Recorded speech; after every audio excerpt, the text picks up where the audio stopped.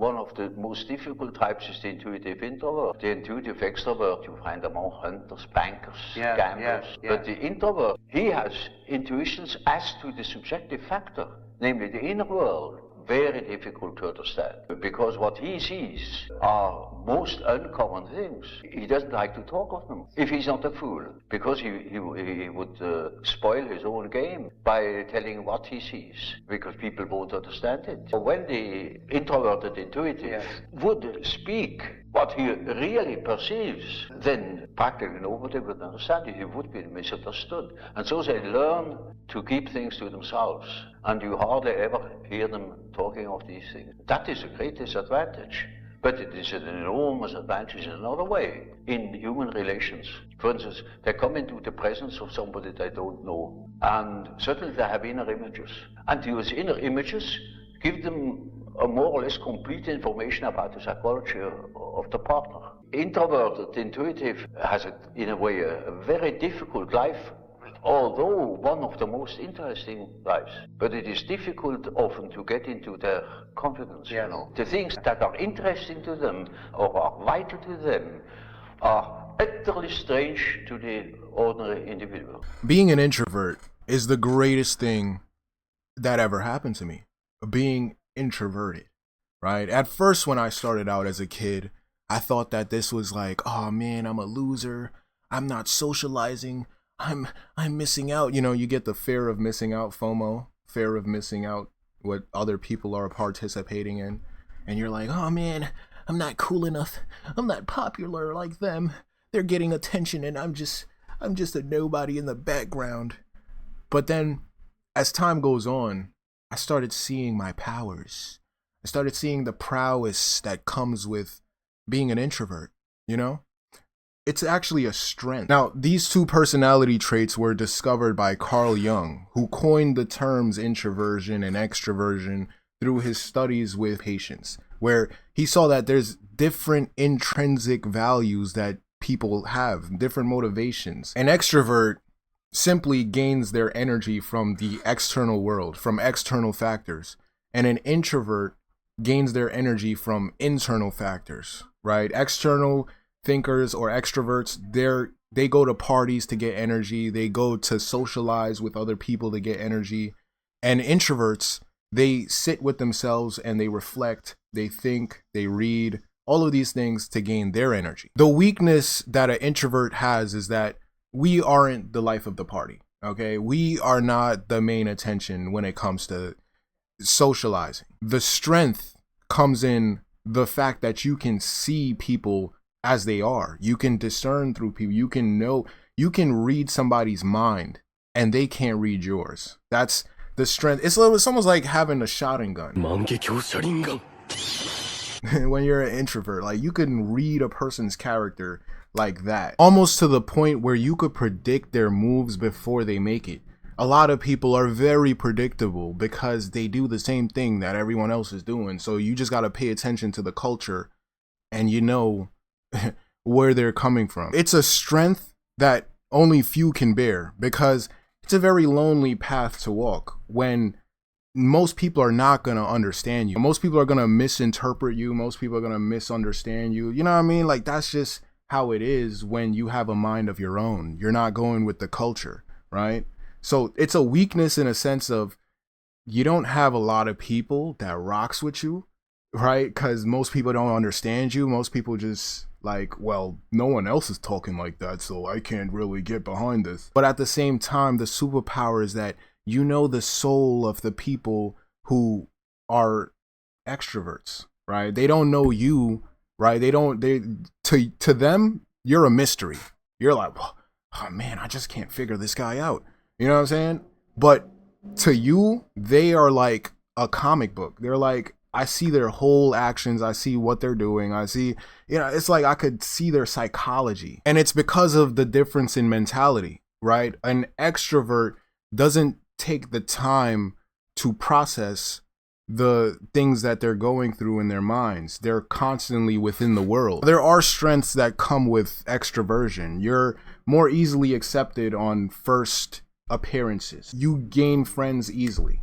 But the thing about it is that these friends or these relationships are mostly surface level. Now, these two personality traits are interchangeable, meaning they're not fixed. Okay, someone isn't just born an introvert or born an extrovert, or, you know what I mean? They're not fixed in the person's personality. It's what a person is internally motivated by. Are you motivated to seek validation from the world, or are you motivated to gain validation from yourself, to prove to yourself that you're worthy enough? Now, most people strive for extroversion because they want to be liked and accepted by other people. And to me, this is a weakness, because you're susceptible to anybody's influence. Anybody can just walk into your mind and say, oh, you're not good enough if you don't buy my course, if you don't buy my product, if you don't buy my love, if you don't do this for me, if you don't, you know what I mean? And now you're a robot to that person. Now you're like, oh yeah, no, I want to make sure that I'm in your good grace, so let me do this for you, and let me do that for you, and let me do this and that for you. And now you're a slave. You're a mental slave. Now, I remember I used to have a lot of debates with my family over standing up for yourself when injustice is being done, when someone is telling you something to submit to, and you're like, you have to question the authority. And my family would tell me, no, you gotta play it cool. You gotta, and play it cool, but also challenge it. Don't just acquiesce and just blindly follow something. Challenge it. We have this back and forth about me arguing for standing up for yourself, and them saying, no, we just gotta, play it safe.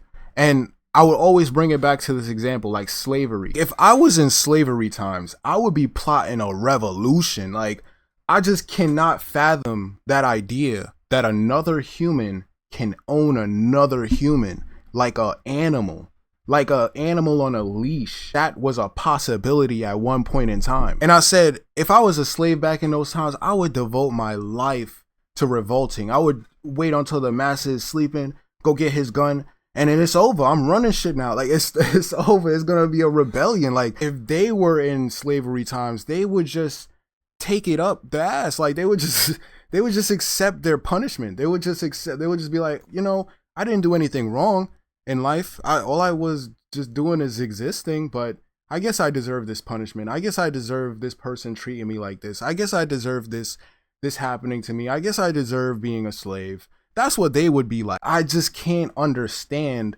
the acquiescence, right? I guess it's fair, right? They fear dying. They fear lynching and death and all of that stuff, because they did do tactics back then where they would hang people and show them as an example, give them lashings and all of that stuff to put fear into the people's heart. But me, bro, it's like I live on a principle of death before dishonor. What type of life is that to live? To be a slave? I'd rather die. So I'm going to die for the truth. I'd rather give my life to the truth, dedicate it to the truth. We're going to die anyway. Now, it's not to say that I'm like a crash dummy and I'm just going to like crash out. No, that's not what I'm trying to preach here. What I'm trying to preach is, if Hitler were to be resurrected and German Nazi was just everywhere again, right? And they came to your door and they're like, come with us, please. And they bring you to the train and all of that stuff. Are you gonna go willingly? Are you just gonna be like, all right, well, I guess that's the end of the world now. Might as well, all right. No objections, no questions.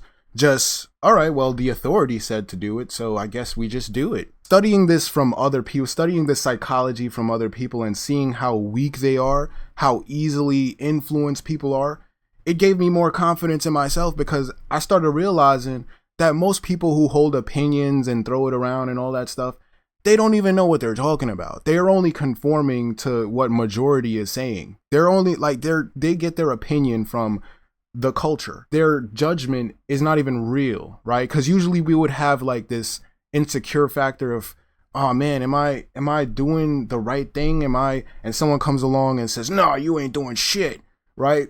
That can then bring us down, where we're like, damn, the world just confirmed it. But that same person that ridiculed you and said, no, you ain't doing shit, the minute everyone else starts talking about what you're doing and this and that, like, that person would jump onto the bandwagon and be like, you know what? You were amazing. You were great. You were this and that. They start deriding you now because everyone else recognizes you. This psychological phenomenon is called social proof.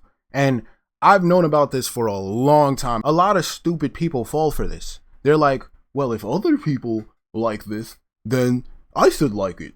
Because I'm a sheep. Look at the music industry. That's what they do. They bolster the numbers. They bolster the streaming numbers. Like, oh, this person had this amount first week. It's because they want the fans to buy into the illusion that the artist is popular, that people really care about this artist. Because then the fans would be like, oh, well, if other people like it, then I should like it. Same thing with politics. If other people are voting for this color, I should vote for this color. Because I'm this color.